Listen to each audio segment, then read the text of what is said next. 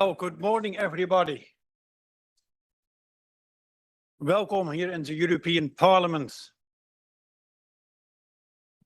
My name is Bert-Jan Ruijsen, member of the European Parliament, also member of the ECR.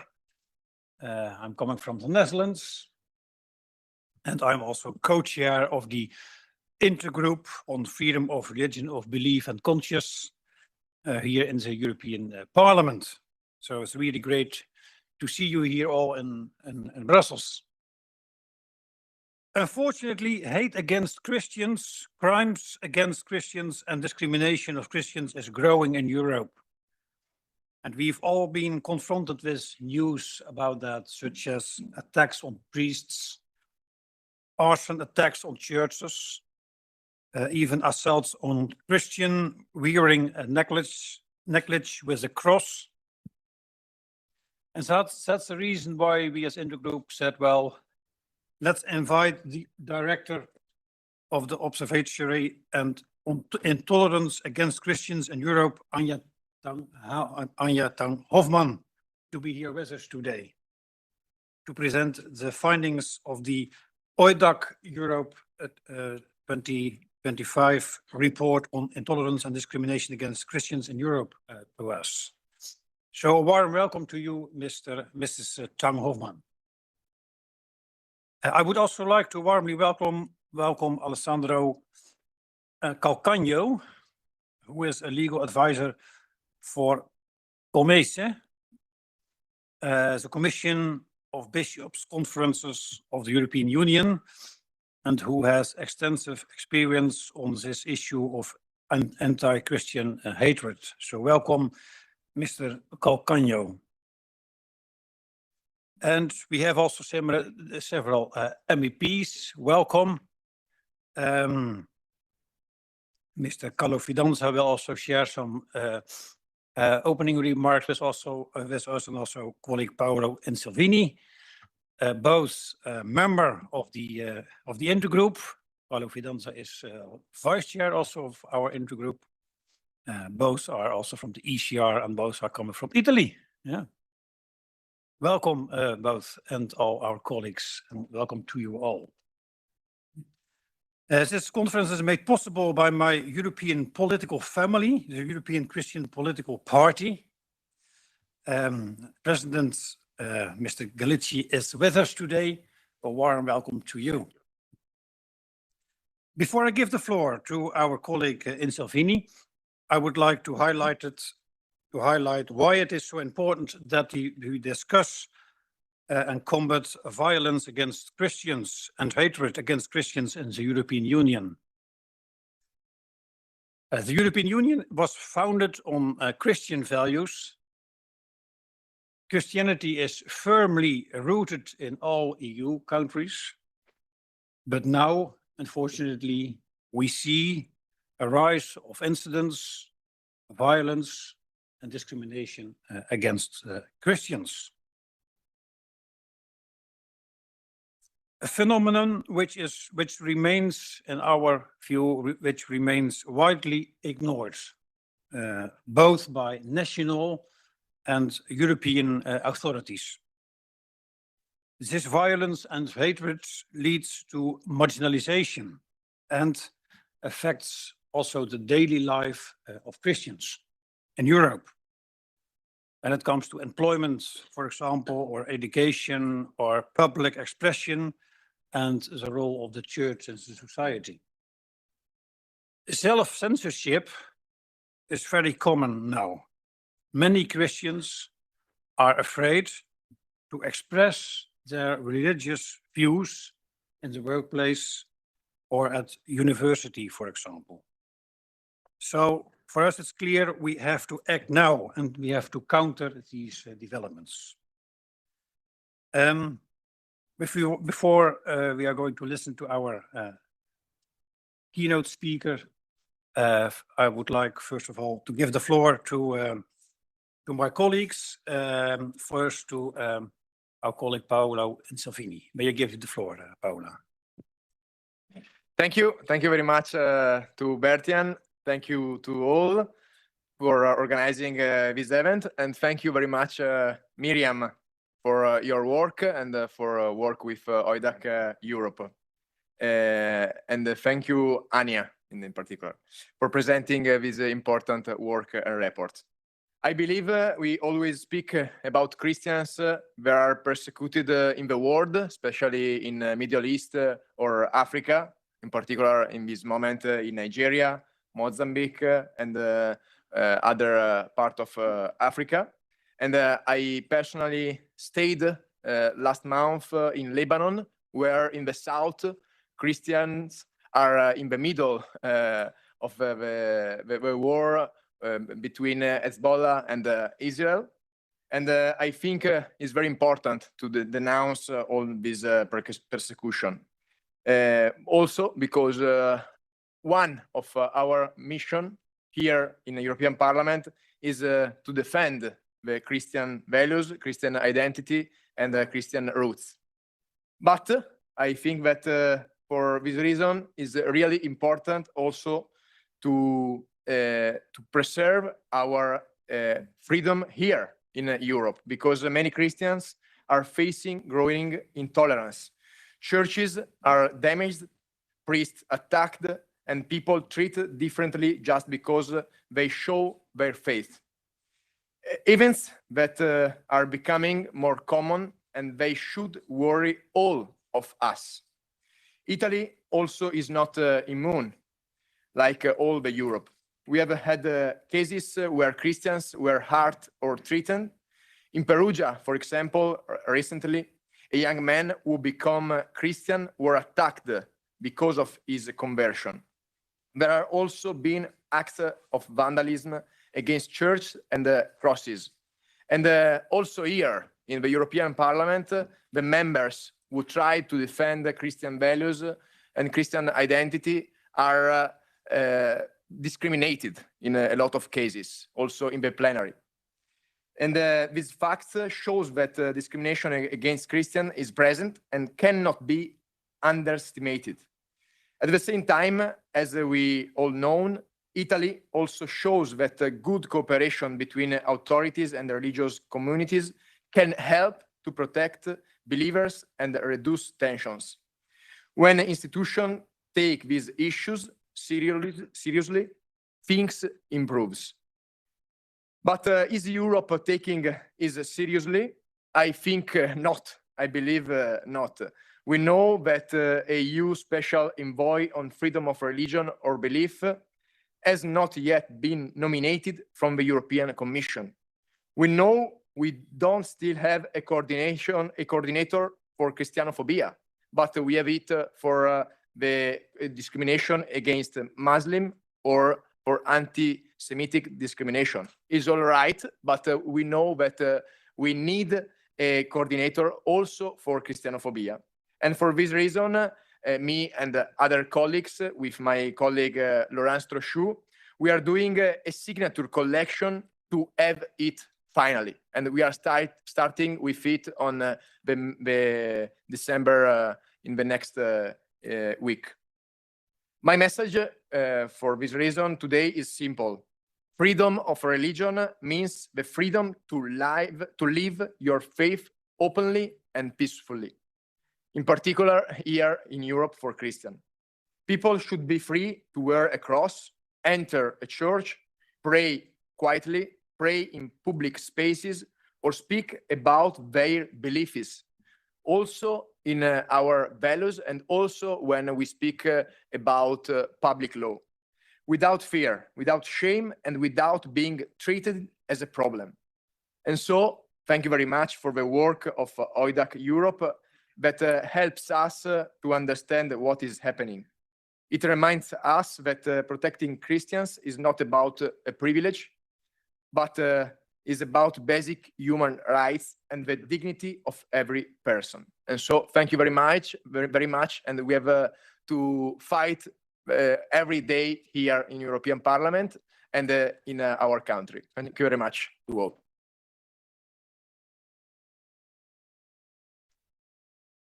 Thank you very much, Paolo, for your very clear message. And our next speaker is Carlo Fidanza. May you give to the floor.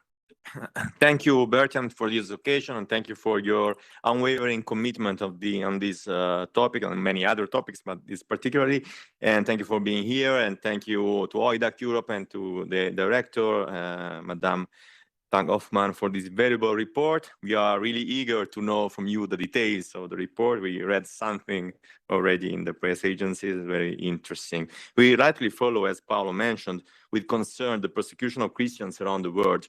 But we cannot overlook what is happening here in Europe, where we see growing hostility, vandalism, desecrations, assaults, and cultural or legal pressures that limit the presence of Christians in public life.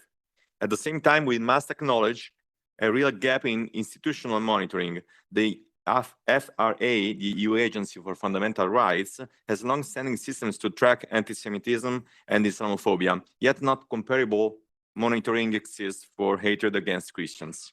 This makes the work of civil society organizations like OIDAC all the more important, because without systemic data, part of this phenomenon risks remaining overlooked and insufficiently addressed. The report also highlights a rise in legal and regulatory restrictions, from investigations for silent prayer to limits on public expression of faith. These trends challenge the consistency of our democratic principles. The relevance of this issue is captured in the words of John Paul II at the United Nations in 1995. Religious freedom is, in a certain sense, the foundation of every other freedom. And in his appeal, John Paul II, to Europe at Santiago de Compostela, "Old Europe, find yourself again, revive your roots." So religious freedom is part of who we are. Christian roots is part of who we are. And they must be safeguarded so that every believer and every Christian can live and express their faith without fear. So thank you again to OIDAC Europe, thank you Bertrand, and thank you all for being here. Our Forbes Intergroup knows what is at stake and will continue to make its voice heard so that these challenges receive the institutional attention they require. Thank you so much.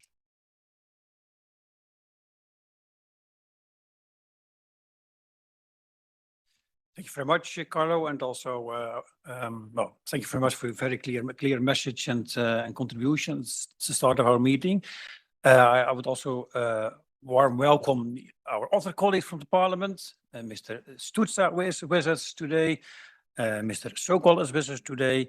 Mr. Kartheiser is with us today. So thank you very much for coming, and also Mr. Sorey. Mrs. Sorey, welcome to our event today.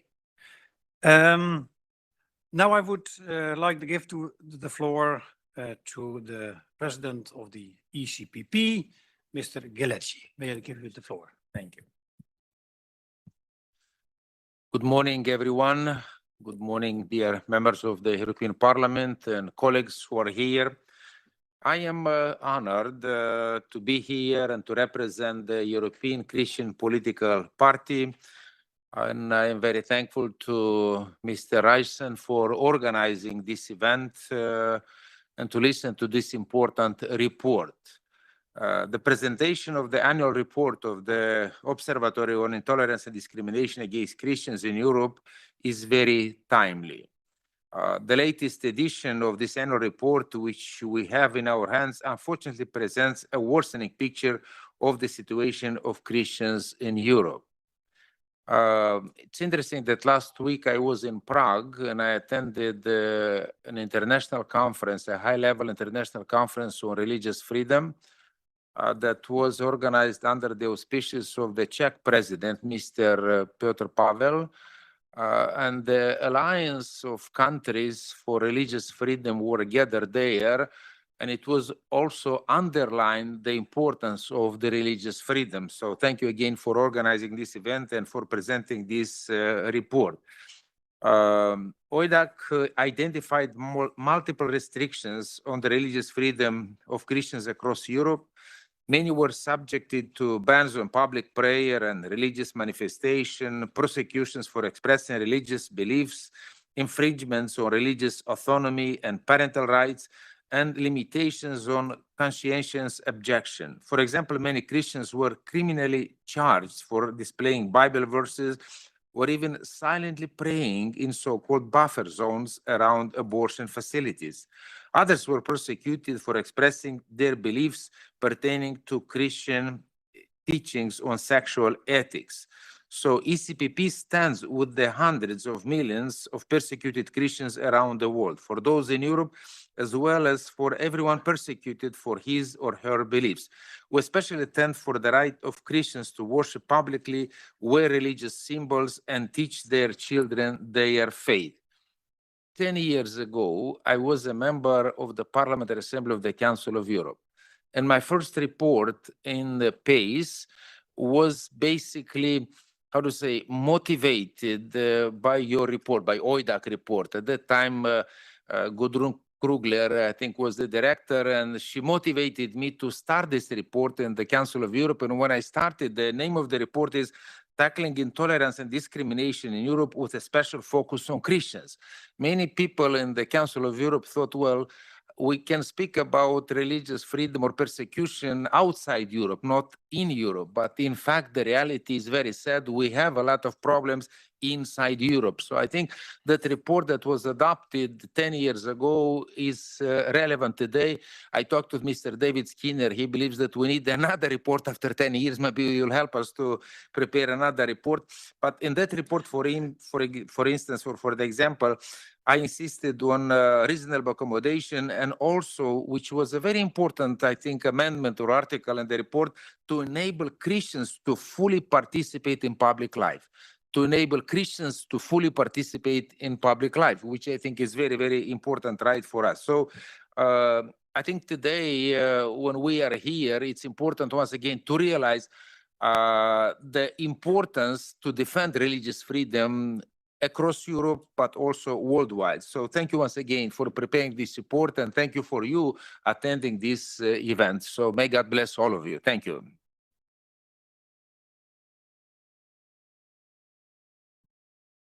Thank you very much, Valerio, for your clear message and your opening remarks. Now we will move on to our speaker, Anja Tuin-Hofman. I introduced you already in my opening remarks. You are director of OIDAC Europe, and it's really great to have you here. We are here to listen to you. You can tell us something about, well, your findings. You will present your report, the most recent report about the situation last year. So may I give you the floor to present your report? Thank you very much for this kind introduction, and thank you for, especially to the Intergroup for Religious Freedom, those MEPs who are present here, and also those who didn't make it today, and others who joined us, for their unwavering commitment in this field. It's very impressive what's been done in the European Parliament in the past year already on this front, and I'm very happy we can join hands in this effort. Also, many thanks to the ECPP for their support in hosting this meeting, and for all of you joining us here. I think some have traveled to be with us today, so we're really looking forward also to your contributions. Around 1 year ago, the European Parliament held a debate on the rise of religious intolerance. It was a plenary debate, and some of the MEPs already then raised this issue of church vandalism and the rise of anti-Christian hate crimes. And since then, the concerns have been growing and have been reiterated. And before the last elections, the European churches sent a letter, an open letter, saying that they noticed that a proportion of citizens who are Christians feel increasingly marginalized. And they say they do not have the opportunity to express their positions and opinions in an autonomous and distinct way. So today, I'm very happy we can use this opportunity to look at these two phenomena together. On the one hand, anti-Christian hate crime, and on the other hand, the more subtle forms of discrimination and marginalization in society that also really needs our answers. And I hope that some of the data and insight I can provide through the research of my organization can help to have this debate on a really good factual basis. My organization, the Observatory on Intolerance and Discrimination against Christians in Europe, it's a long and descriptive title, already telling you what we do, has been doing this work for 15 years. And I'm very happy to today present the most recent findings of our annual report of the last year. In 2024, which is the reporting period for hate crimes in our last report, we recorded across Europe more than 2,200 anti-Christian hate crimes. And among those were also 274 personal attacks, which is a number that rose significantly from around 230 last year. The overall number seems to be slightly less than last year, where we had around 2,400 attacks. However, this is mainly due to the fact that the English police statistics excluded London this year and just dropped for that reason, because we don't have that data. But in the absence of a comprehensive statistic in Europe, my organization tries to combine police statistics, government statistics, but also civil society data to present a picture as complete as possible as we can get in Europe in terms of anti-Christian hate crime. And it's a challenge because it was mentioned before, there's not really anyone monitoring this across Europe from a government perspective or from EU side. The countries which were most affected in the last year were France, the UK, Germany, and Spain. Austria is also on the list, but particularly because it has a very detailed police statistics more than other countries. But you can see the comparison also here with civil society data. However, these numbers are very conservative estimation. Our total number of 2,200 acts is a combination, as I said, of police and civil society data. We always take for each country the data that is more accurate, but we're trying to avoid double counting. So we go either with the police statistics or with the civil society data. That means in the end, we do have a very conservative estimation. Another reason why I'm saying this is because other surveys and reports show how high the underreporting currently is in Europe. And I want to just mention one study that I think exemplifies this, and I also brought this study if anyone is interested taking it home. In Poland, an Institute for Statistics for the Catholic Church did a survey among Catholic priests. And, you know, Poland is a Catholic majority country, so you would expect that there's no discrimination. But they shockingly found that almost half of Polish priests said that they had experienced aggression in the past 12 months. And then what is more to that is that when asked whether they reported it to the police, more than 80% of them said they did not report the incidences to the police because they thought it's not important enough what happened to them. And this really shows us that if you think of the number of priests in Poland, it would be 30,000 altogether. Like we have, if those incidents were recorded, we would have much higher numbers across Europe. So this is why the numbers only give you really a glimpse of what's happening. And I think it's really important to also look at the concrete incidents and look at the quality of these acts. So a few examples just to know what we're talking about. Numbers always just give you one side of the story. But I would like to just mention a few things from the reporting period of 2024. A few examples that stood out to me was that in November last year, in Spain, a 76-year-old monk was killed and some others injured during an attack on a monastery. And in January, there was an ISIS-related attack on a church. During Sunday Mass, a man was shot dead there. And then in September of the same year, of course, the church of Saint-Omer in France almost burned to the ground in an arson attack that has since been confirmed.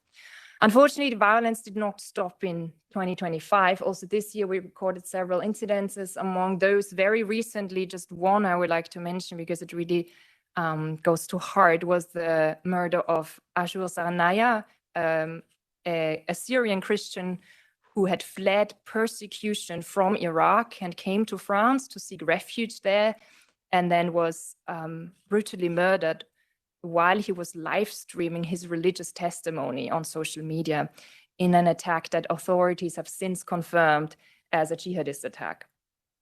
Also, vandalism seems to be a growing problem also into 2025. We've just had a very recent public statement from the German Bishops' Conference that said increasing vandalism of churches, such as arson attacks in sanctuaries, excrements in confessionals, and even the beheading of religious statues in churches, were a sign that all taboos have been broken, apparently, when it comes to the vandalism of churches.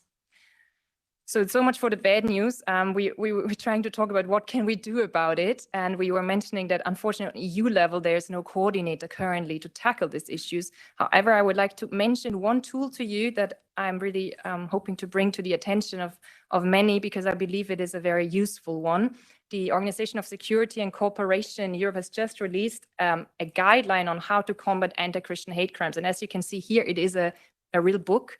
So it's the first time that an international institution has treated the issue in such detail. And it does contain recommendations to participating states, obviously overlapping with EU member states. So I encourage everyone to use this in bringing this to attention to the respective governments. And what is interesting, besides tackling the security issues of Christians in this guideline, it also addresses the underlying causes. And it tries to see what is behind. So, for example, it emphasizes that religious-based hate crimes are downplayed, often underreported, but also politically overlooked. And it says that anti-Christian hate crimes do not take place in a vacuum, but that political discourses and narratives can perpetuate anti-Christian bias and stereotypes. And the organization also calls to responsibility public figures, media representatives, and they make sure that your language does not actually reinforce anti-Christian biases in a biased way of reporting or talking about Christians. So that's very interesting, I think very useful. Also the recommendations, such as really promptly condemning anti-Christian hate crime, to commission studies, to promote education among police officers and government officials, and to implement trainings for them as well. So I think all of this can really be used in communication with the respective governments.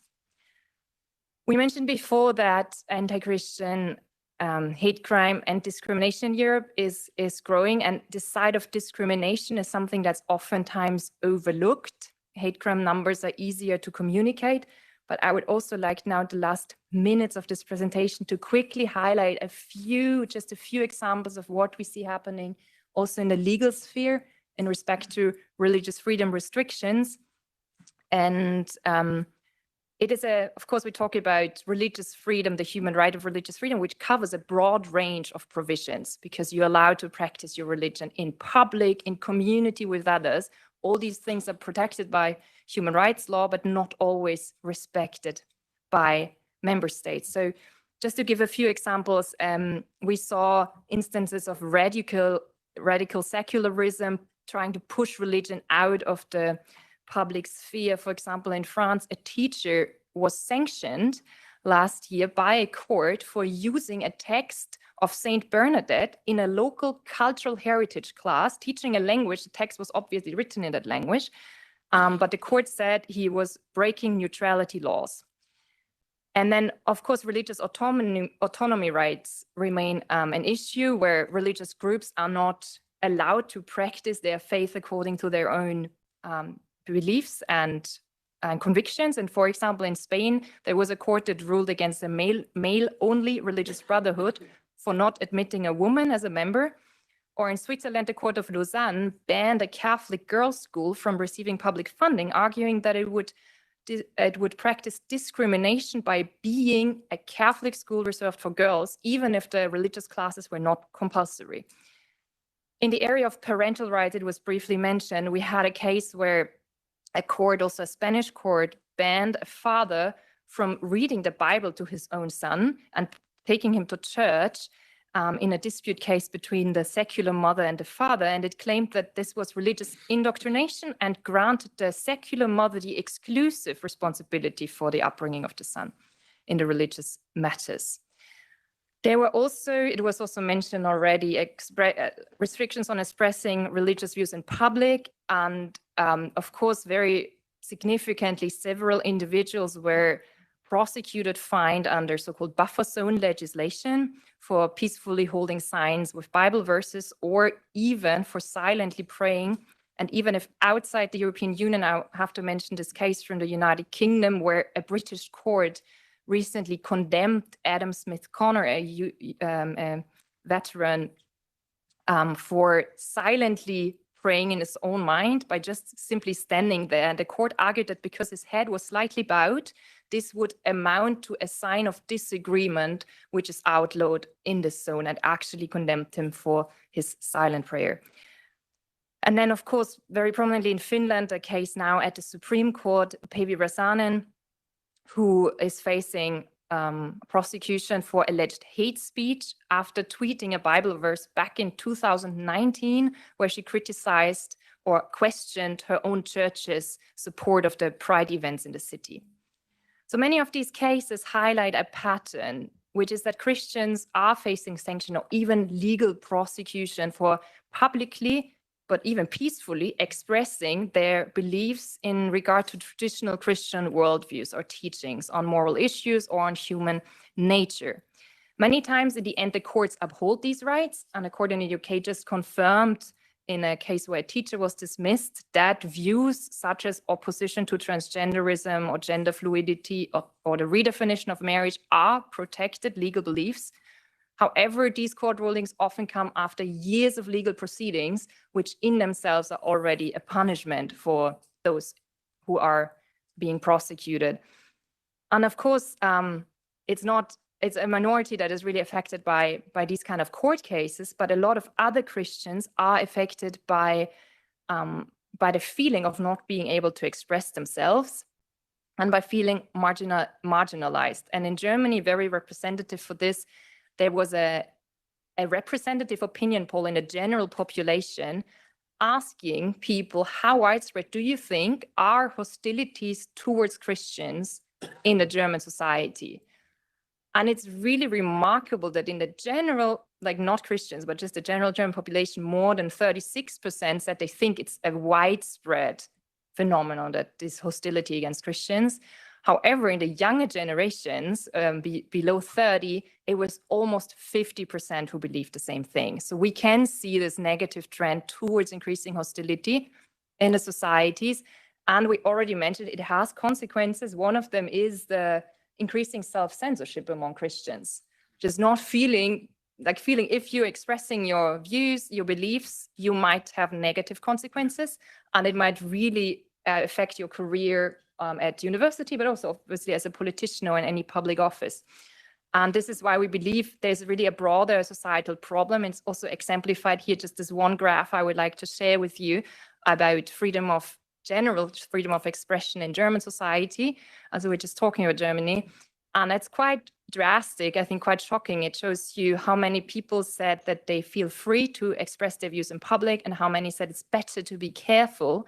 And as you can guess, unfortunately, the blue line is those who said it's better to be careful. And for the first time in 2023, since the 1950s, when this was first, this index was first started, more Germans said, I do not feel free to state my opinions in public, opposed to those who feel free.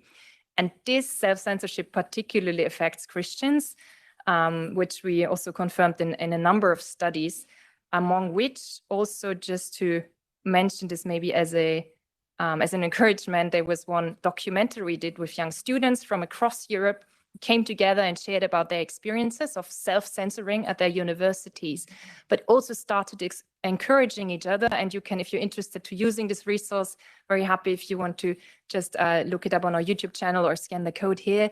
And it was encouraging that at the end, they came to the conclusion and said, oh, we just became aware of how much we're censoring our opinion, our faith in the university, in a public setting, but we do want to change it and we believe a free dialogue is possible. So I thank you very much for your attention, for really bringing this to the forefront and being able to discuss this here. If you would like to look into our report more closely, I have a few copies here. And of course, please do just go to our website or scan the QR code here for a free PDF download. And I'm very excited that we will hopefully still have time to discuss these things in some more detail. Thank you.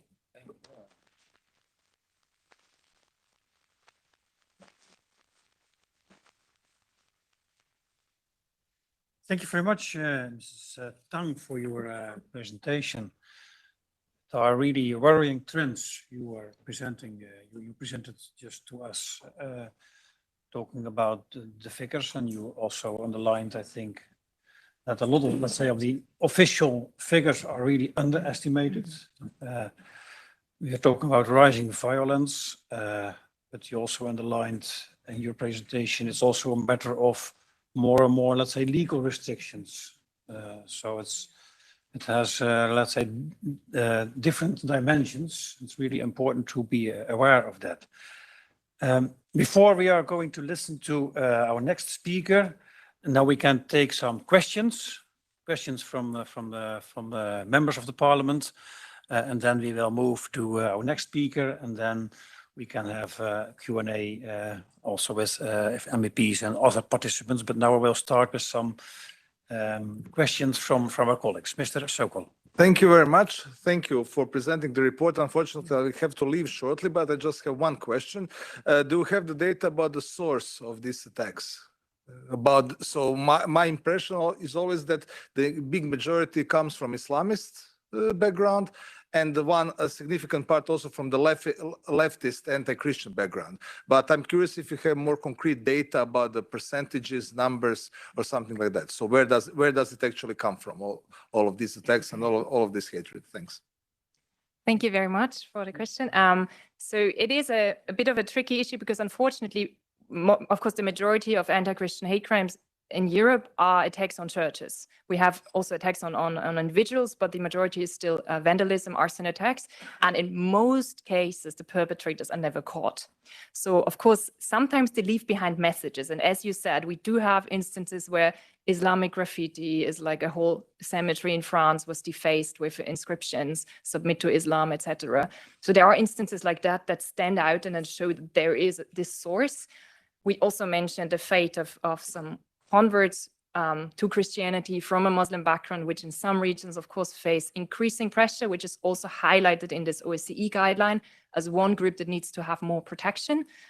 And as you mentioned, some countries, I'm thinking of Spain or Italy or any country, but some countries that stand out particularly that there's a political dimension as well, and that sometimes the far left with radical positions, anti-clerical positions, does also initiate attacks on churches. However, I always have to make the disclaimer that in the majority we don't know, and which really shows us that we need more research on this. And it needs to be taken seriously as a phenomenon in order even to get to that question of where we can identify. Of those cases where we identified perpetrators, we outlined in our report the percentages, and there was, as you mentioned, there was Islamic attacks and Islamist-inspired attacks, attacks from far left groups, also some of far right groups that were most frequent here. Thank you very much. Other questions? Christian Terrace. Thank you. The question is about genderism. We had last week in the mini plenary here in Brussels, a vote on a report on gender agenda.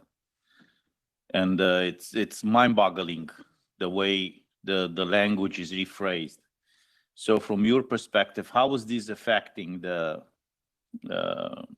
religious rights and the basic fundamental rights? Because if a man who pretends to be a woman is considered to be a woman and should benefit from the rights of a biological woman, the whole legal framework is changing. The second issue is in regards to the fundamental rights to abortion.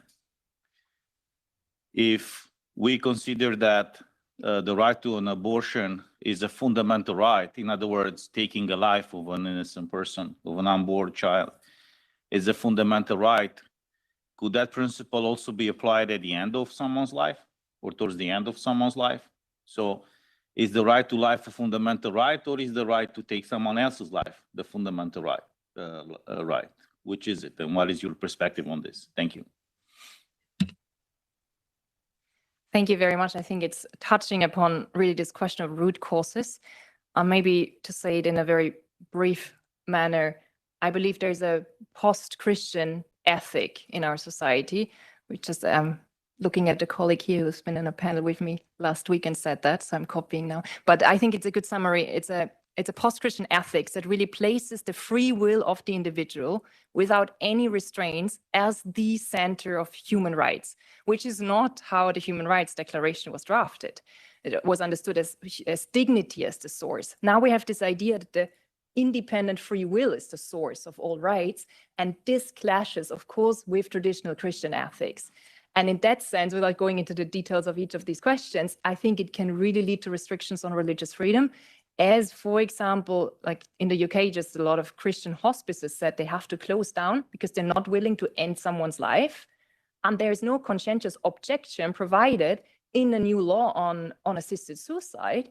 And so it really marginalizes those Christian groups or individuals who stick to the Christian ethics on placing dignity at the center, and the dignity of everyone, and then coming into this so-called human rights conflict, because with this redefinition of some rights, with this free will at the center of everything, I think we do see this clash of worldview, which is at the heart of many of the restrictions. But thank you for the excellent question.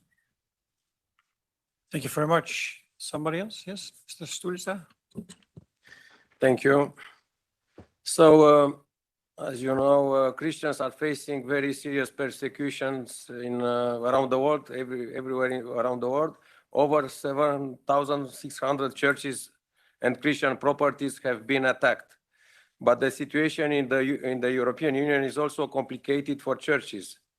And my question is very shortly, is there any follow-up for the police files regarding the burning of churches in Eastern Europe?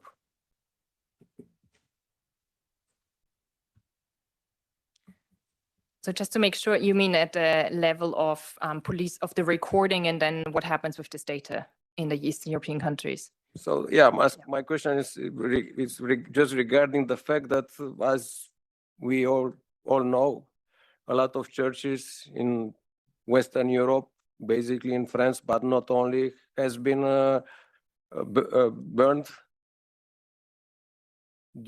because of human facts. So the idea is to know if the police file, someone is following the police files and regarding these facts.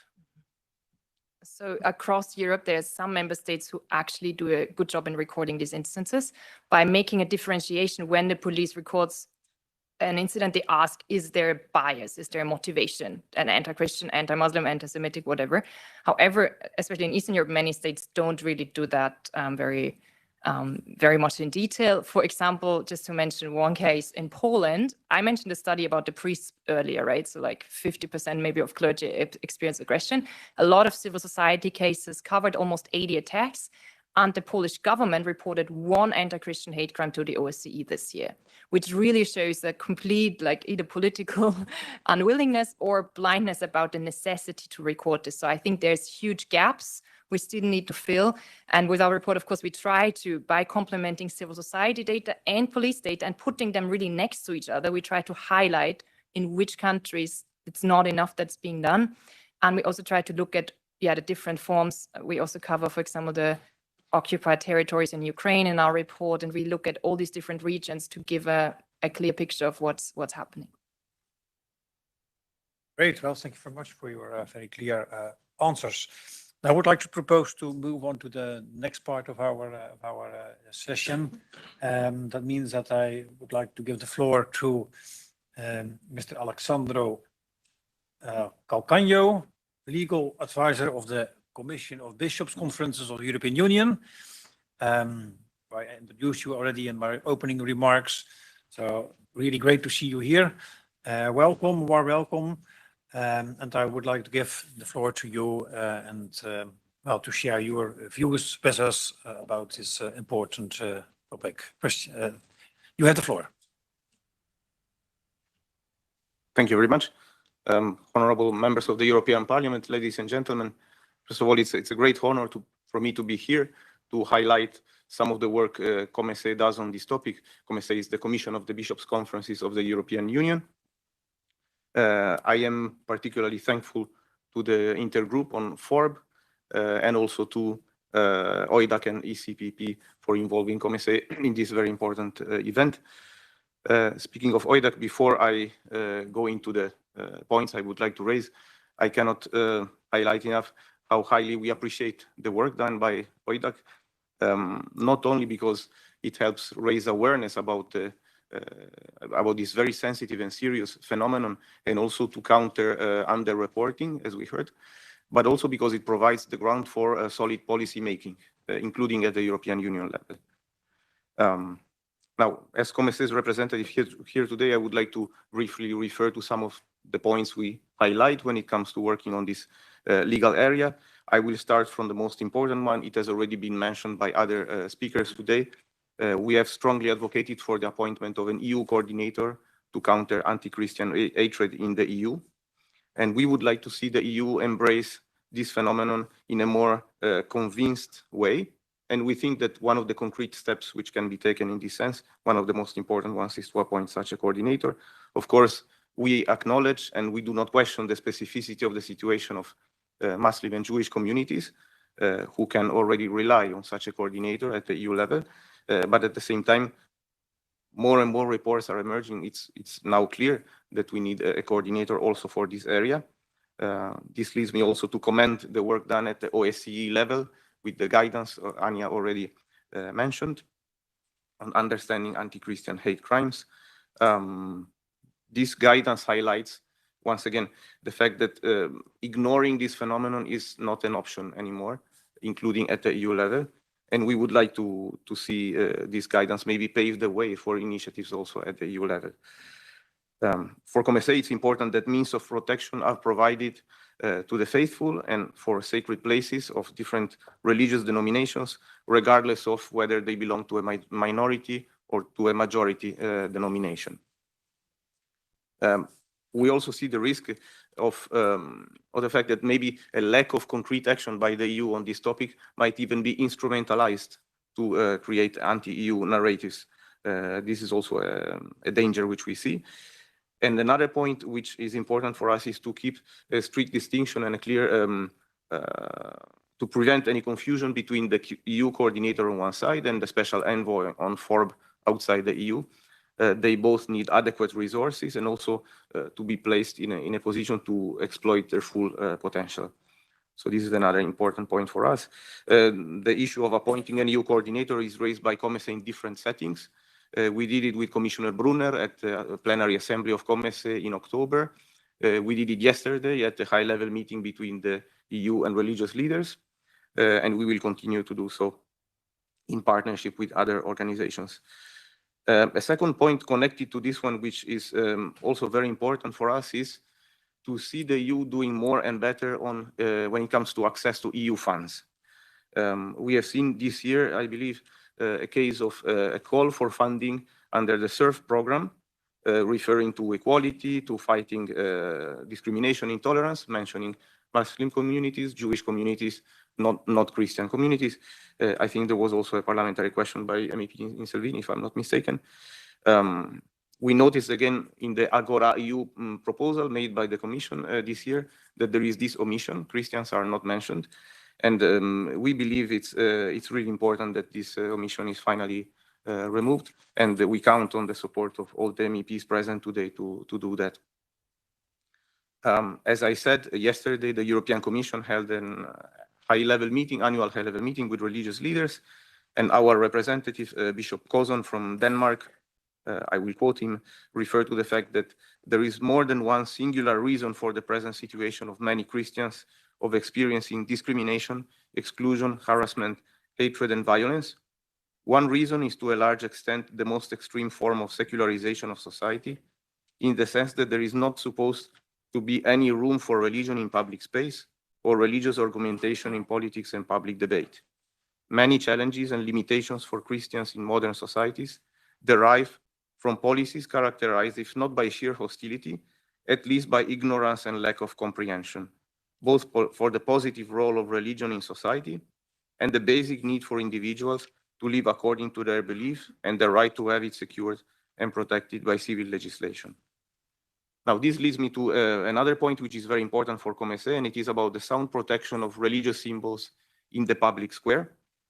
We think that when religious symbols, but also signs, messages, and expressions are seen as potentially offensive, either to the convictions of other believers or of non-believers, or are depicted as possible means of pressures on others, then acts of intolerance and hatred find a more fertile ground, including against Christians. This also applies to the area of employment and occupation, where religion cannot be seen something that can be left outside the door. Unfortunately, even at the EU court level, we had the risk of having this expression being taken on board. Also, there are legislative initiatives at the national level who go so far in strictly curbing freedom of religion that they can also create an atmosphere of suspicion, negative bias towards religion, including Christians.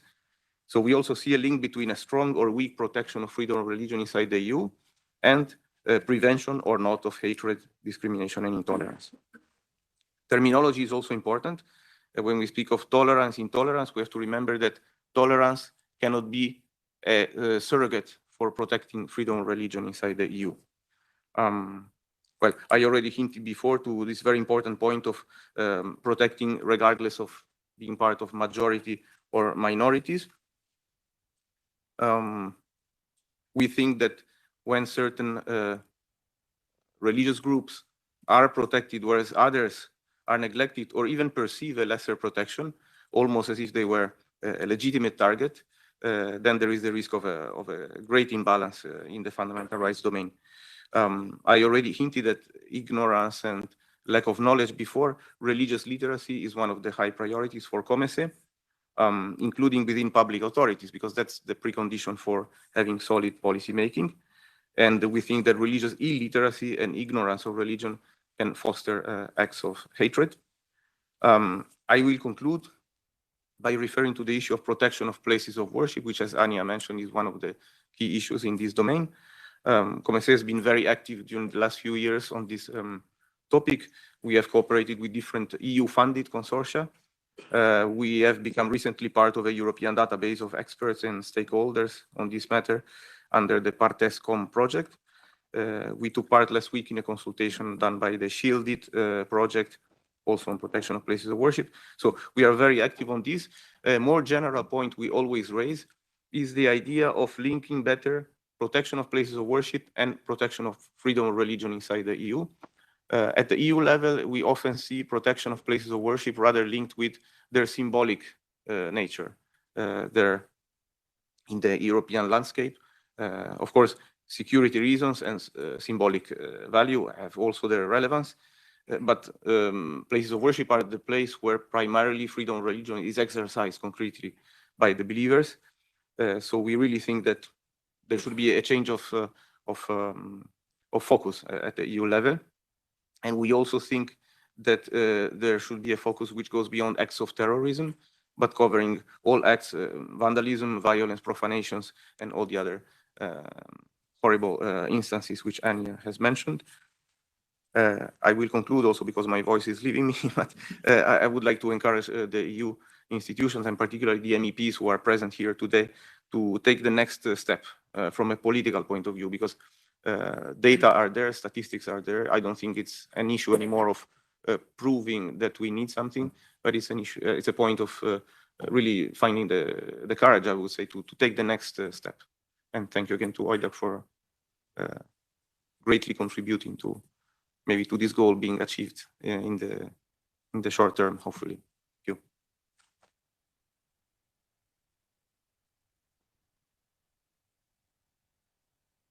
Thank you very much, Mr. Calpagno, for your contribution. It is very clear listening to you that freedom of religion or belief is not only outside Europe under pressure, but also in Europe. It's really good to hear how active you are in, let's say, the contact with the European Parliament, but also with all other institutions, as the commissioner who is responsible for it. So that's activities we really appreciate that. And I can only underline what you said. It's time now to act. We have to take political responsibility and to do something. And maybe we can also use, let's say, the last 30 minutes to think about what can we do? What measures can we take? Now I can open the floor for, let's say, more Q&As. Well, Qs, and the answers are coming from you. I open the floor for questions.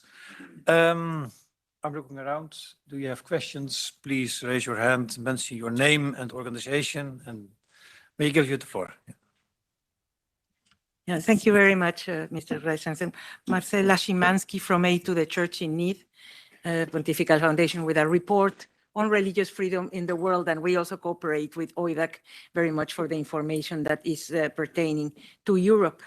Wanted to observe something, an angle that we should not lose sight of here in this intergroup and in this house, is that from our experience in Aid to the Church in Need with our yearly report on religious freedom in 196 countries, we observed that the Global South, as it is called now, the Global South autocrats are copying the West in the intolerance towards Christians.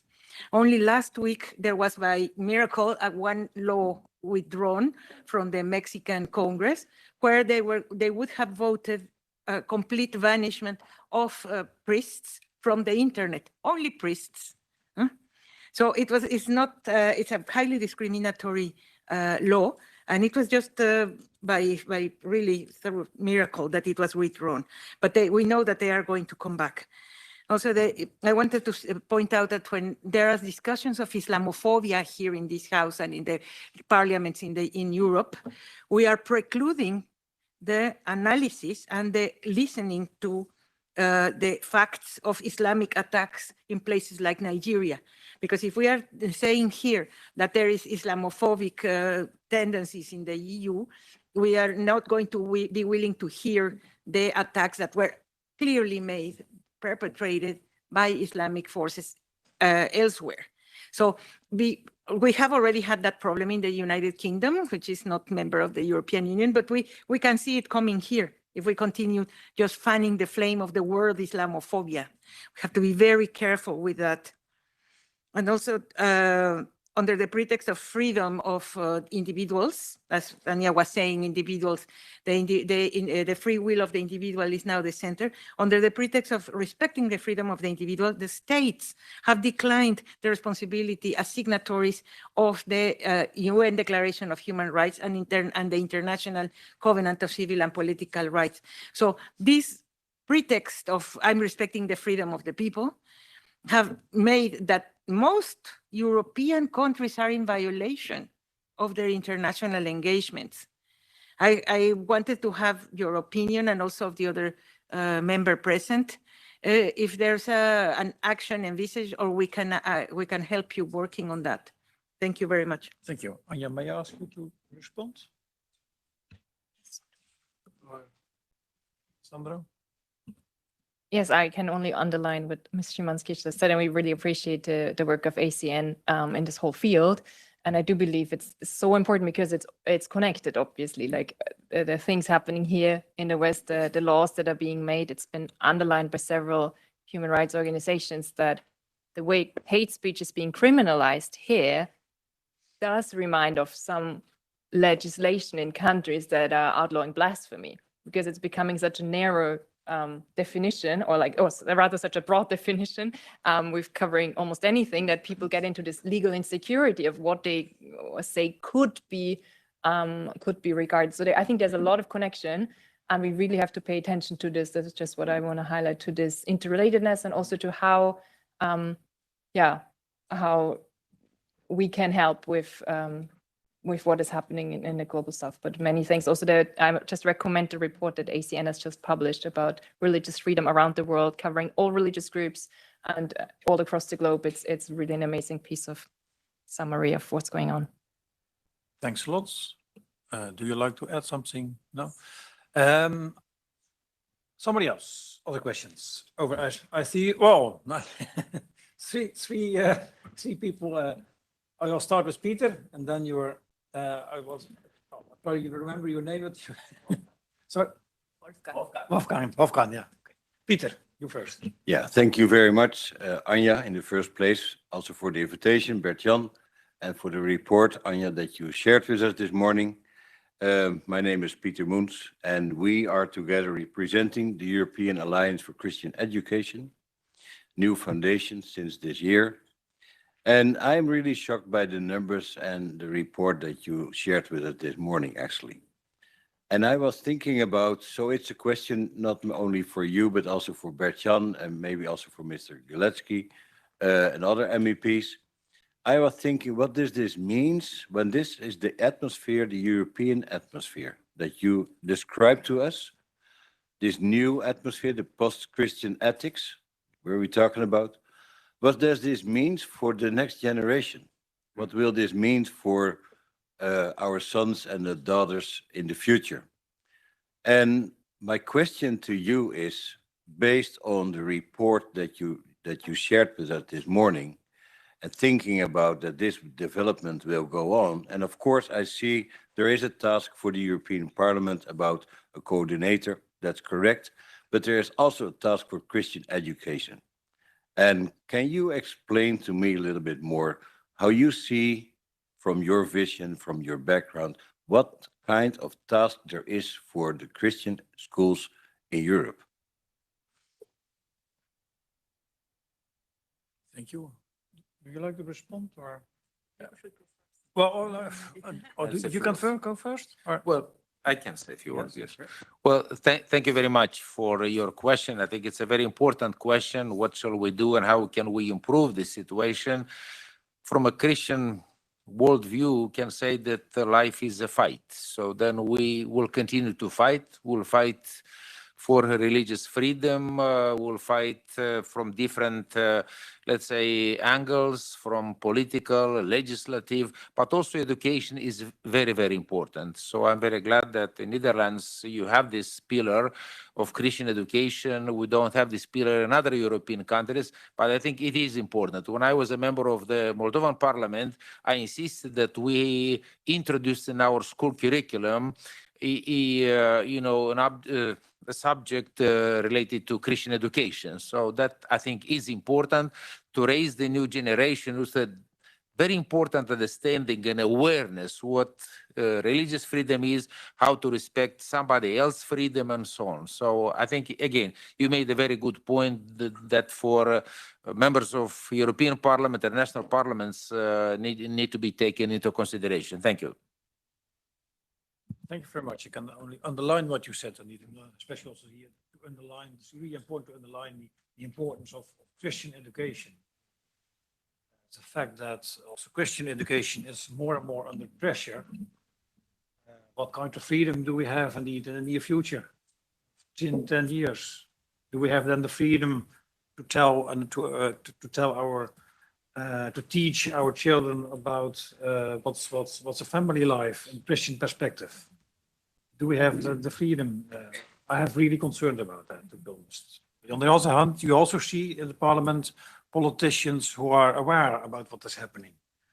So you see also conservative politicians becoming more and more active in order to stop that, let's say, very concerning development. So we are not without hope. Next speaker. Thank you, Bert-Jan, and thank you especially, Anja, for your valuable work and that of your organization. If you all have been shocked or even wondering about the figures about Germany, while we are representing our European Association and Alliance for Christian Education, I'm the Secretary General of the German Free Protestant Schools as well, and I'm living in Germany. I can only assure you that those figures and developments are correctly attributed. Is it a fact? Just yesterday, it came to my knowledge from a leader of a big Free Protestant church in northern Germany that the regional government in his county has published a paper on integration in public schools, labeling believing Christians as extremists. Now, Anja, with your experience, how would you formulate an ideal response to such an official publication? Yes, unfortunately, we've had similar reports from Austria. There's a report on right-wing extremism, and in the last one, there was a chapter naming Christian politicians, not even from a right-wing party, just because they stand for traditional Christian worldview and value democratically elected, And just the fact that this is possible to give this branding to believing Christians, I think it's highly concerning, but it's also something that can be refuted. And I think people are becoming increasingly aware of how some of these stereotypes are really unfairly, or stereotypes of names that are really wrongly attributed.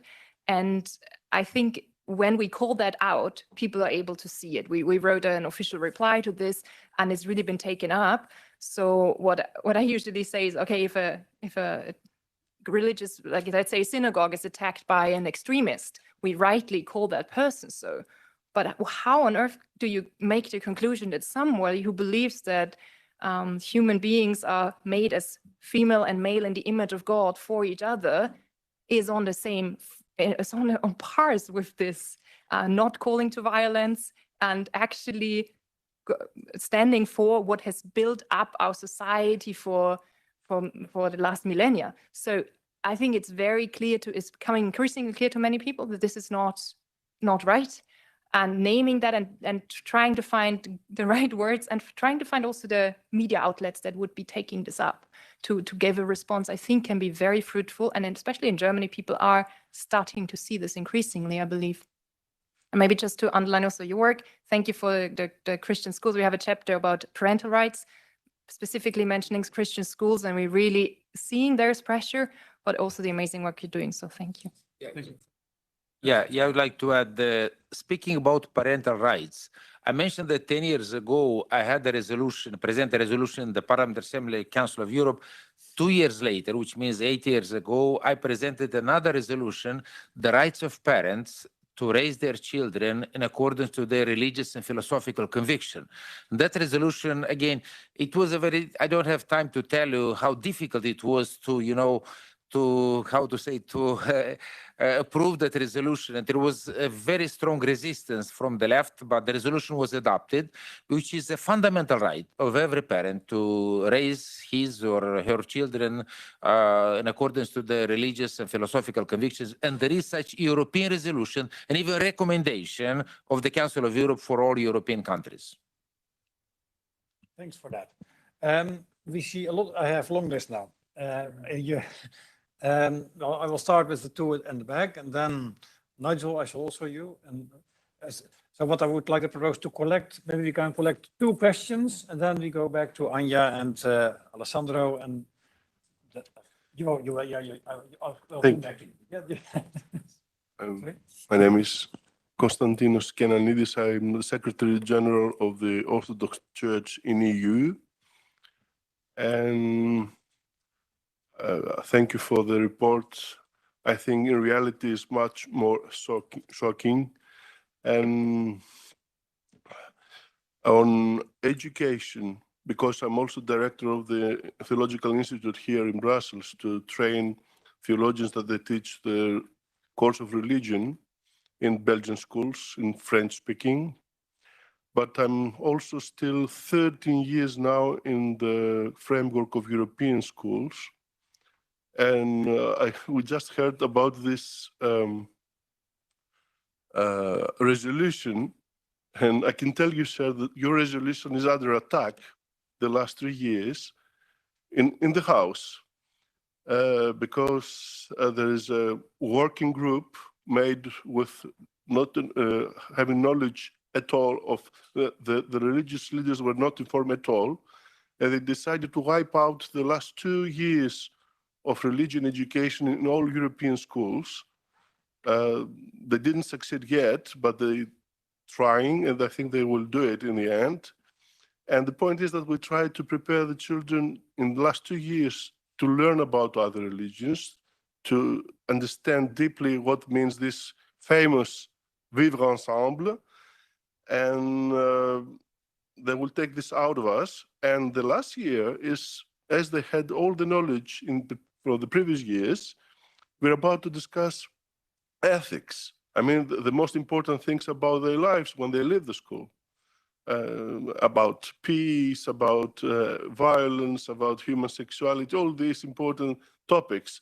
And then we'll take these out, and they will introduce multi-religious Macedonian Salat. They don't know who will teach, which is the curriculum and so on.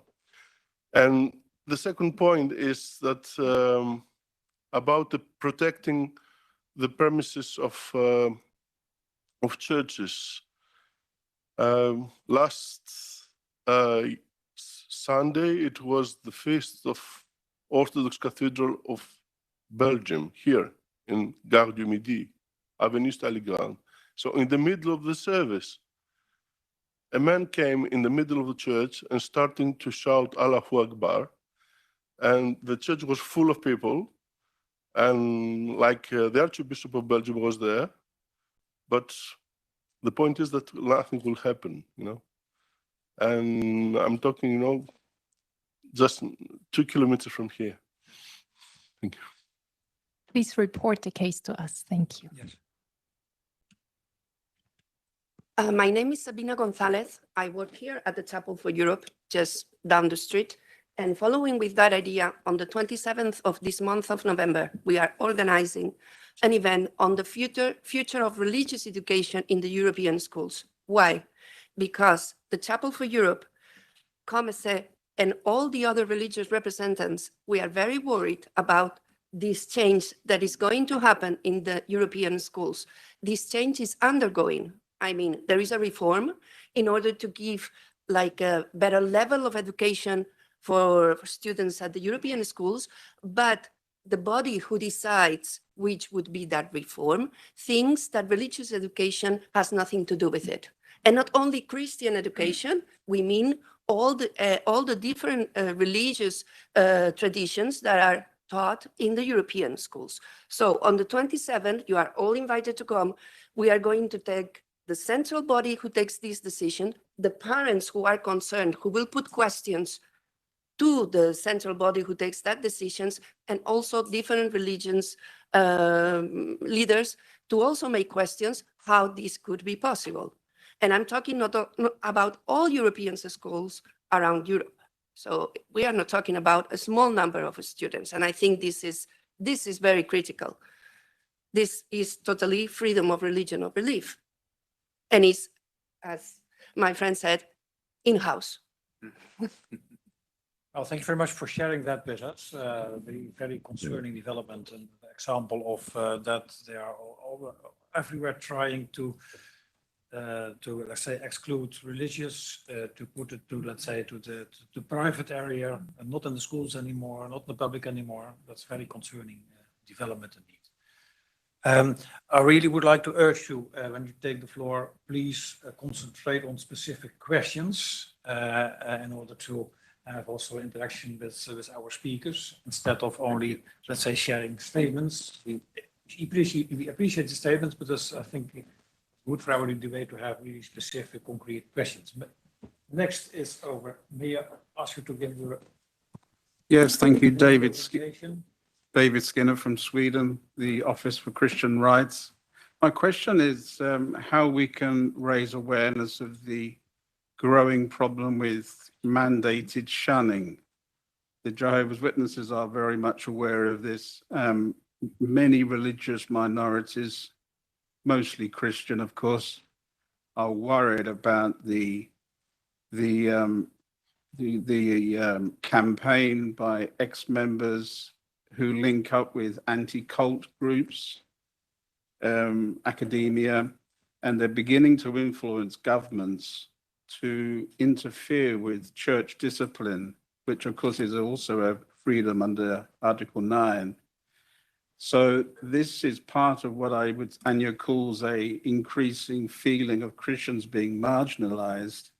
It's not hard evidence like vandalism or church burning or throwing things at churches, but it's a real threat that we see is going to get worse. Look at what's happening in Norway and in Belgium here, and in Sweden, my home country. They're already threatening to take away funding of religious minorities.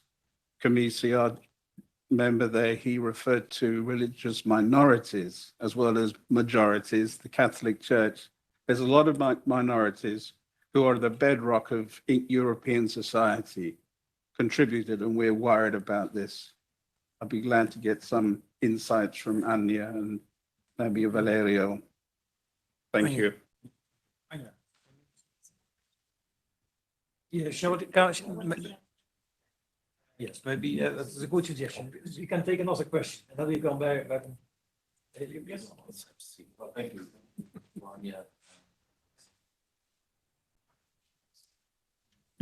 Thank you for the presentation of the report, Anya, and also to my colleague Alessandro José Luis Bazán from Commerce as well. It was mentioned by Marcela Szymanski about the need to connect also and give context worldwide. I would like to bring the issue of the non-EU Western countries, that some of them have similar problems, but even they go beyond. For example, the question of institutional consent objection, not only the individual. We have Catholic hospitals in the United States with that problem. The question of the seal of confession and the mandatory report in case a priest suspects that there is sexual abuse. The question of conversion therapy. We have in Spain, for example, a proposal of law by the socialist communist government, just also criminalizing even parents that oppose or do not consent. But there are many other issues. For example, in the UK, we saw the so-called non-crime hate incident. So we see that the current situation in Europe could be worsened by this trend. So my question is, how can we combine and how can we, let's say, make efforts together, the EU, but also other authorities in other countries or organizations, to combat a trend which is a trend in Europe, but it's also a trend in other non-EU Western countries? Thank you very much for both questions. And for the sake of time to put it together, I think it's good. Firstly, yes, I think the example that was given is very striking. Religious minorities, especially Jehovah's Witnesses, but others as well, are in the OSCE region, one of the groups really most affected by violence.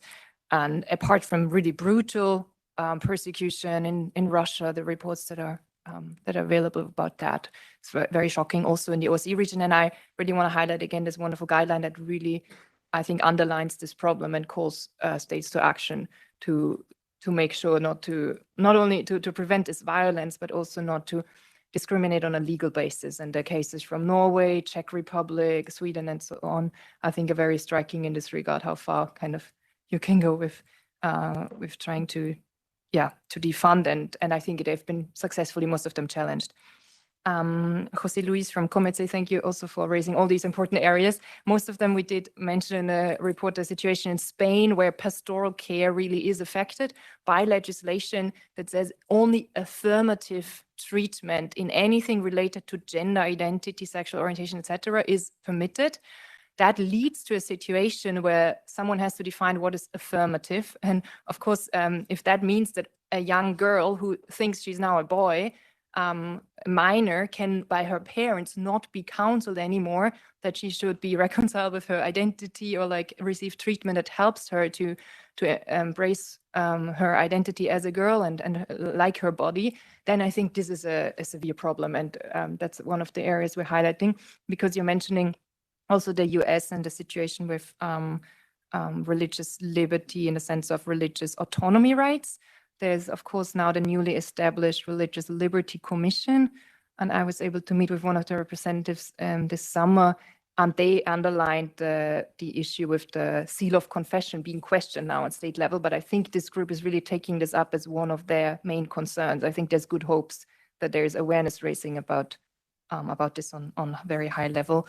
And of course, I mean, the question what we can do about it, I think it's really more for our honorable MEPs here, how to coordinate our efforts better. I think that's really one of the main issues. We see all these things happening in countries across Europe, and we're all concerned. And there needs to be, of course, coordination of an awareness raising of why these certain legislation unduly restricts religious freedom and how to counter them. I think that's very important. Thank you. Yeah, I have some suggestions for that, but I will come back on that in my, let's say, concluding remarks, because I think it's important to end also, let's say, to conclude our conference with some, let's say, concrete actions. Alessandro, you would like to add something? Yes, just very, very briefly to react to some of the interventions. Sorry, again for my voice. Well, on the role of education, by listening to some of the questions, I also thought of what education can do to stimulate critical thinking, which is very important to counter hatred in society, and also religious literacy. I was mentioning before, I think this we also have to consider. One of the persons who asked questions referred to living together. And this reminded me of something which Chief Rabbi Gigi said yesterday at a high-level meeting with religious leaders. He said, well, living together, yes, but we have to go beyond that. It's not sufficient anymore. We have to build together. Living together is not sufficient anymore from his perspective. And I think I would agree with what he said. And finally, I think one of the interventions referred, although not explicitly, to the institutional dimension of freedom of religion. Again, I can only agree with the concerns. At our Legal Affairs Commission, we treat often with this topic. And interference with the internal organization of religions and of churches is one of the main concerns for EU-based Catholic bishops' conferences. Thank you very much. I have to be honest, closed as a list, but I saw Nigel, you raised your hand, so and you, I will give you both, let's say, the opportunity to raise a question, but please keep it short, clear, concrete, and then we are trying, let's say, to go to our conclusions, and also to manage a bit the time. You would also like to raise, I didn't mention it yet, but during the meeting, Margarita Lapisa also arrived, one of our important colleagues. Really appreciated Margarita. So if you also like to, as MEP, you have also the opportunity, if you have an additional remarks or suggestion or question, feel free. But we start with the last two questions. Nigel, I start with you. Thank you, Bertjan. I'm Nigel Goodrich, General Secretary of the Brussels-based International Movement for Peace and Coexistence and a former school teacher of religious education for 32 years in the UK. I have a question. Given that we've heard about direct attacks on Christians and Christianity from rising secularism, and I have to say the Red-Green Alliance of the extreme left and Islamism, we must not forget that, there's also subtle oppression of Christians, is there not, in the media and in school materials, through the absence of Christian history, the absence of Christian ethics, the absence of Christian heritage, and so on. So the question is, against what standards will we be able to compare what is being taught in the media, presented in schools? Against what standards can we compare that to show that it's falling short and therefore contributing to anti-Christian prejudice? Thank you. Shall I also take the last question? Thank you very much for your work. And as a French, I'm very concerned by, of course, the problem of religious freedom in Europe. I just want to mention briefly, because I heard about minority faith, and I belong myself to minority faith. And what happens around the world affects Europe, and Europe affects the East as well. In particularly today, in Japan, Korea, which are democratic nations, there's an extremely strong threat to religious freedom of dissolving a religious organization like ours. Our founder is in jail in Korea for 50 days already, an 8-year-old woman. And all of this, of course, has political motivation. And when Jehovah's Witnesses are attacked in Norway, this justifies attacks in Japan and Korea, and vice versa. And the religious freedom, the religious freedom special rapporteurs of the United Nations have already announced this, but I think I want to draw your attention about what's happening also in other parts of the world. Particularly, it's not well known, but what's happening in Japan and Korea today. Thank you. Thanks for that. Yeah, indeed, it's really important to realize that we already mentioned before, we are not just talking about, let's say, freedom of religion or belief, which is under pressure in the EU, but also outside the EU. And generally speaking, I say that quite often in our intergroup, we are mainly focusing on what is happening in other countries. And today we are mainly focusing about the EU, but it's really important to see both dimensions. So thanks for that. Thank you. Do you like to respond? Yeah. Yes. Yeah. Yes. It's maybe one concluding remark to what has just been mentioned about the question, what standards are we measuring media reporting or the materials in education to? Indeed, I think these are all areas that are now very contested. But I would kind of like to give the question back to all of us. What are we contributing to changing this? I just had a discussion with the main Austrian media outlet for 2 months until they published my article about anti-Christian narratives in the media. And they finally did, but it was not only the work of writing it, but then of kind of reminding them week by week that they promised to publish something. So all of this, of course, it takes our effort and time and it's tiresome, but I think if we all want to shape the public debate and bring back those content that legitimately has to be there. And I think journalists as well as other representatives will acknowledge that it's a legitimate concern that should be raised publicly, but they would not be very, sometimes, just not be very keen on or very proactive on doing that. So I think the job is a little bit on us. And the same for the question, who is writing the school books? Who is sitting on these educational committees who are deciding about the content, what is being taught in history classes? I mean, it's now, in Austria, we have a history book that does not mention certain areas almost that happen in history. And you wonder who is deciding what goes into that book and what doesn't. And of course, there is a committee behind that in the Department of Education of the government. And I think a question to all of us, are we proactive in that area? Do we encourage others to go into these places, to bring into that legitimately those content that we currently see lacking? Thank you very much. Valerio? Well, if we are at concluding remarks, I would like to make several remarks. I heard the voices that are a bit worried about the future of Christians and Christianity in Europe. The Prime Minister of the Republic of Moldova, of my country, is today in Brussels. We flew together yesterday to Brussels, and he is here because Moldova wants to join the European Union. But I have to tell you that in Moldova, and likewise in Ukraine, there are also worries, especially given the war, the Russian aggression in Ukraine, and that is used in a way that each time you speak about Christian values, you are with Mr. Putin. So this is a kind of like dilemma we have in Moldova and Ukraine. And I think it's important for Western Europe, and I'm glad that we have here members of the European Parliament from Western countries that are defending religious freedom and are defending the right of Christians to be active in public life. I think this is very important. I'm aware that it's not easy. With my almost 14 years experience of being a parliamentarian, I already mentioned life is a fight. So I think Mr. Constantino said that my resolution is under attack. Well, I am aware of this, but we in a way are under constant attack, and we need to counterattack. So we need to be active. We need to be, thank you, be active. And this activism must be seen, through initiatives in the European Parliament, in the Council of Europe. When it's good to defend religious freedom, but it's also important to promote our rights and fundamental freedoms.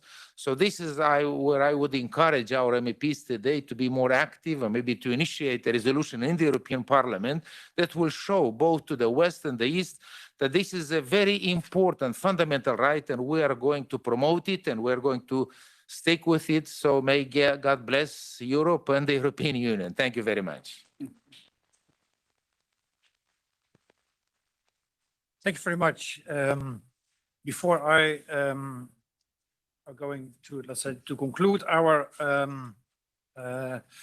event, I would like to mention that Mrs.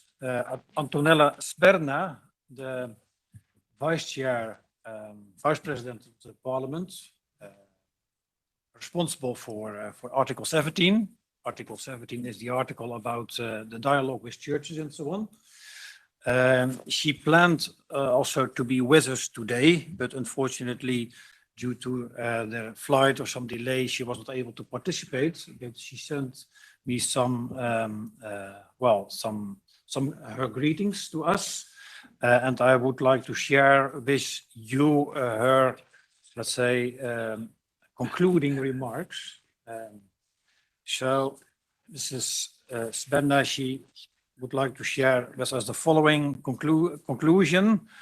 She said she say to us, let us work together to ensure that freedom of religion and belief is not just a principle on paper, but a reality in every member state and beyond. By monitoring legislation, fostering inclusive and free public debate, and protecting religious communities and their members, including Christians, from intolerance and discrimination. So to conclude, I would like to thank you once again for your kind invitation. That's what she said to us. May our discussions today help translate our shared values into concrete steps. I wish you all a fruitful continuation of your work, and I look forward to seeing how this momentum will be carried forward. That are the words of our Vice President of the Parliament. So from my side, thank you all for your excellent speeches and your contributions and valuable discussions. I would like to close this conference with some last remarks. First, as Intergroup for Freedom of Religion and Belief, we have already asked Commissioner Brunner and President von der Leyen to appoint a coordinator on attacks and discrimination against Christians. And we will reiterate this call and keep pushing for this. And I can imagine that I can get the support of you all for that. Yes. Yeah. So we really need a special envoy for freedom of religion and belief outside of Europe, but we also really need to have a coordinator responsible for freedom of religion and belief in Europe. That's the idea. Our second point, we will also ask Commissioner Brunner to ask the EU member states to collect data on anti-Christian hatred and attacks. As Anja Tuin-Hofman pointed out, not all member states collect data. Many incidents remain unregistered. So we see the data is really underestimated. So there's another point we will stress in our communication with Commissioner Brunner. A request to collect that data. Our third point, we also need funding for programs to combat anti-Christian hatred and attacks in Europe. We have such programs for combating anti-Semitism and anti-Muslim hatred. We need this directed as combating anti-Christian hatred as well, in our opinion. So funding for programs to combat anti-Christian hatreds. And to conclude, I think it's also high time that we ask our European Fundamental Rights Agency why they are not reporting on this. They have reports on what is like to be what's like to be a Muslim in Europe today, for example, and they report also about anti-Semitism, and that's good, but nothing about Christians. So there's also a request we will send to the European Fundamental Rights Agency. So thank you all again. I would like to ask you to stay a bit longer as we have some coffee and cake for here today. So time for some network activities. Thanks again, and let's work together on this.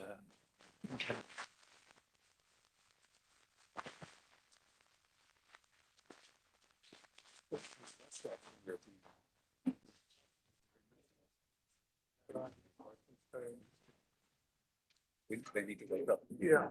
Watchdog needs to wake up.